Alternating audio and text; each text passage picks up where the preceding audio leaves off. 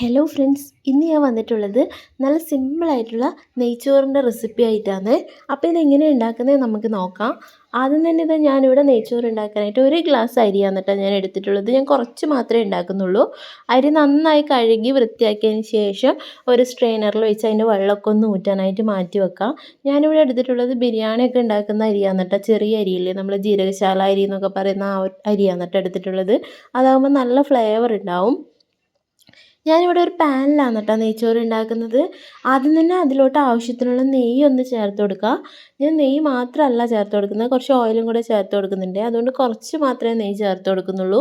ഒരുപാട് നെയ്യിൽ തന്നെ നെയ്ച്ചോറ് ഉണ്ടാക്കുകയാണെങ്കിൽ ഒരുപാട് ഓവറായി കഴിഞ്ഞ് കഴിഞ്ഞാൽ നമുക്ക് പെട്ടെന്ന് തന്നെ കഴിക്കുമ്പോഴത്തേക്കും മടുക്കും കേട്ടോ. ഓയിൽ നെയ്യൊക്കെ ഓവറായി കഴിഞ്ഞ് കഴിഞ്ഞാൽ അതുകൊണ്ട് കുറച്ച് മാത്രം ചേർത്ത് കൊടുത്താൽ മതി. നെയ്യും ഓയിലും കൂടെ മിക്സ്, സൺഫ്ലവർ ഓയിലോ അല്ലെങ്കിൽ വെളിച്ചെണ്ണ ഏതായാലും എടുത്താൽ മതി കേട്ടോ.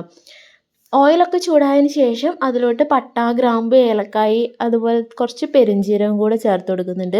ബേ ലീഫ് ഉണ്ടെങ്കിൽ അതുകൂടെ ചേർത്ത് കൊടുക്കാം കേട്ടോ. അതൊക്കെ ഒന്ന് മൂത്ത് വരുമ്പോഴത്തേക്കും ഒരു ചെറിയ ഉള്ളീൻ്റെ ഒരു ചെറിയൊരു പീസും കൂടെ കട്ട് ചെയ്ത് ചേർത്ത് കൊടുക്കുന്നുണ്ട്.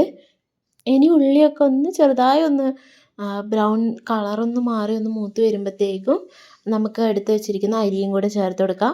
അരി ഈ നെയ്യിൽ കിടന്നൊന്ന് ചെറുതായിട്ടൊന്ന് വഴറ്റി കൊടുക്കുന്നുണ്ട് കേട്ടോ, ഒന്ന് വറുത്തെടുക്കുന്നുണ്ട്. അതിലുള്ള ആ വെള്ളമൊക്കെ ഒന്നും പോകാൻ വേണ്ടിയിട്ട് കുറച്ച് നേരം ഒന്ന് വറുത്തെടുക്കുന്നുണ്ട്. ഒരുപാട് നേരം വറുത്തെടുക്കേണ്ട ആവശ്യമൊന്നുമില്ല, കുറച്ച് നേരം മാത്രം ഒന്ന് വറുത്തെടുത്താൽ മതി. അതിൽ ആ ഒരു വെള്ളമൊക്കെ ഉണ്ടെങ്കിൽ അതൊക്കെ അതിലൊന്ന് പോകാൻ വേണ്ടിയിട്ടാണ് അങ്ങനെ വറുത്തെടുക്കുന്നത്. ഇങ്ങനെ ഞാൻ കുറച്ച് നേരം ഒന്ന് വറുത്തെടുത്തിട്ടുണ്ട്. വറുത്തെടുത്ത ആ ഒരു വെള്ളമൊക്കെ പോയതിന് ശേഷം അരി ചെറുതായിട്ട് ആ ഒരു പാനിൽ ഇങ്ങനെ ടച്ച് ആകുമ്പോഴത്തേക്ക് ഒരു ചെറിയൊരു സൗണ്ട് വരും കേട്ടോ. അതുവരെ നമുക്കൊന്ന് വറുത്തെടുക്കാം. ഒരുപാട് നേരം ഓവറായി വറുത്തെടുക്കേണ്ട ആവശ്യമൊന്നുമില്ല കേട്ടോ. അതിനുശേഷം നമ്മൾ നല്ല തിളച്ച വെള്ളം ചേർത്ത് കൊടുക്കുക. ഞാനിവിടെ 1 ഗ്ലാസ് അരിക്ക് ഒരു 2 ഗ്ലാസ് വെള്ളം എന്നുള്ള രീതിയിലാണ് കേട്ടോ വെള്ളം ചേർത്ത് കൊടുത്തിട്ടുള്ളത്. അങ്ങനെ നല്ല തിളച്ച വെള്ളം തന്നെയാണ് ചേർത്ത് കൊടുത്തിട്ടുള്ളത്. വെള്ളം ചേർത്തതിന് ശേഷം എല്ലാം കൂടെ ഒന്ന് മിക്സ് ചെയ്യുക. ഫുള്ളായിട്ടൊന്ന് മിക്സ് ചെയ്തെടുക്കുക കേട്ടോ. സൈഡിലുള്ള അരിയൊക്കെ ഒന്ന് ആ വെള്ളത്തിലോട്ടാക്കിയിട്ട് നമുക്കൊന്ന് മിക്സ് ചെയ്ത് കൊടുക്കാം.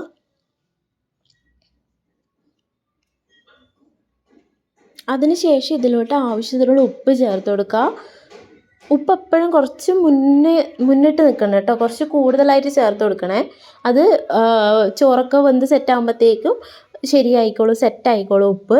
അതുകൊണ്ട് ഉപ്പ് കുറച്ച് കൂടുതലായിട്ടൊന്ന് ചേർത്ത് കൊടുക്കണേ. ഉപ്പൊക്കെ ചേർത്ത് നന്നായിട്ടൊന്ന് മിക്സ് ചെയ്ത് കൊടുക്കുക. ഇനി ചെറുതായിട്ട് കട്ട് ചെയ്ത് വെച്ച ക്യാരറ്റ്, ഒരു ചെറിയൊരു പീസ് ക്യാരറ്റ് മാത്രമേ ഞാൻ എടുത്തിട്ടുള്ളൂ കേട്ടോ. ക്യാരറ്റും കൂടെ ചേർത്ത് കൊടുക്കുക. ക്യാരറ്റും കൂടെ ചേർത്ത് നന്നായിട്ടൊന്ന് മിക്സ് ചെയ്ത് കൊടുക്കുക. അതിനുശേഷം നമുക്കിതൊന്ന് അടച്ച് വെച്ച് കുക്ക് ചെയ്തെടുക്കാം കേട്ടോ. ഒരു മീഡിയം ഫ്ലെയിമിലിട്ട് കുക്ക് ചെയ്തെടുത്താൽ മതി. ഹൈ ഫ്ലെയിമിലിട്ടാൽ പെട്ടെന്ന് ചിലപ്പോൾ അടിക്ക് പിടിക്കാനുള്ള ചാൻസ് ഉണ്ട്.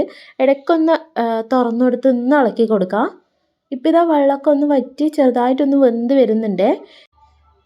ഇനി ഇതുപോലെ ഒന്ന് ഇളക്കി കൊടുത്തതിന് ശേഷം എല്ലാം കൂടെ നടുവിലാക്കിയിട്ട് വെച്ചിട്ടൊന്ന് എല്ലാം കൂടെ ഒന്ന് പൊത്തി അടച്ചു വെക്കാം നമുക്ക്. അതിന് ശേഷം കുറച്ച് കഴിഞ്ഞ് ഒന്ന് തുറന്നു കൊടുക്കാം കേട്ടോ. ഇപ്പോൾ ശരിക്കും റൈസൊക്കെ അത്യാവശ്യം ഒന്ന് വെന്ത് വന്നിട്ടുണ്ട്. ഇതങ്ങനെ ഒട്ടിപ്പിടിക്കുന്നൊന്നുമില്ല കേട്ടോ. കറക്റ്റ് വെള്ളം തന്നെ ചേർത്ത് കൊടുക്കുകയാണെങ്കിൽ അങ്ങനെ ഒട്ടിപ്പിടിക്കുകയൊന്നും ചെയ്യില്ല. അഥവാ ഒട്ടിപ്പിടിക്കുന്നുള്ളൊരു ഡൗട്ട് ഉണ്ടെങ്കിൽ കുറച്ച് ചെറുനാരങ്ങ നീര് കൂടെ ചേർത്ത് കൊടുക്കാം കേട്ടോ. ഒരു ചെറുനാരങ്ങേൻ്റെ പകുതി നീര് കൂടെ കുറച്ച് വേണമെങ്കിൽ ചേർത്ത് കൊടുക്കുക. ഇതിപ്പോൾ അങ്ങനെ ഒട്ടിപ്പിടിക്കാത്തതുകൊണ്ട് തന്നെ ഞാൻ ചേർത്ത് കൊടുത്തിട്ടില്ല. വേണമെങ്കിൽ ചേർത്ത് കൊടുക്കാം കേട്ടോ, ചേർത്ത് കൊടുക്കുന്നത് നല്ലതാണേ. ഇപ്പം ഇതാ ചോറൊക്കെ നല്ല സെറ്റായി വെന്ത് വന്നിട്ടുണ്ട്. ഒട്ടും തന്നെ ഒട്ടിപ്പിടിച്ചിട്ടും ഇല്ല, കറക്റ്റായിട്ട് പെർഫെക്റ്റായിട്ട് വെന്ത് വന്നിട്ടുണ്ട് കേട്ടോ. അങ്ങനെ നമ്മൾ സിമ്പിളായിട്ടുള്ള നെയ്ച്ചോറ് ഇവിടെ റെഡി ആയിട്ടുണ്ട്. ഇനി നമുക്ക് ഇത് തണുക്കുമ്പോഴത്തേക്കും നന്നായിട്ട് സെറ്റായി വരും കേട്ടോ. അങ്ങനെ ഇതാ നെയ്ച്ചോറ് ഇവിടെ റെഡി ആയിട്ടുണ്ട്.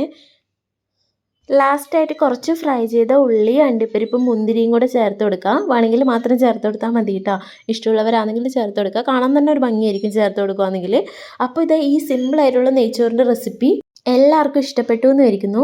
ഇഷ്ടപ്പെട്ട എന്തായാലും ലൈക്ക് ചെയ്യാനും കമൻറ്റ് ചെയ്യാനും ചാനൽ സബ്സ്ക്രൈബ് ചെയ്യാനൊന്നും മറക്കല്ലേ. അടുത്തൊരു വീഡിയോ ആയിട്ട് വീണ്ടും കാണാം. താങ്ക്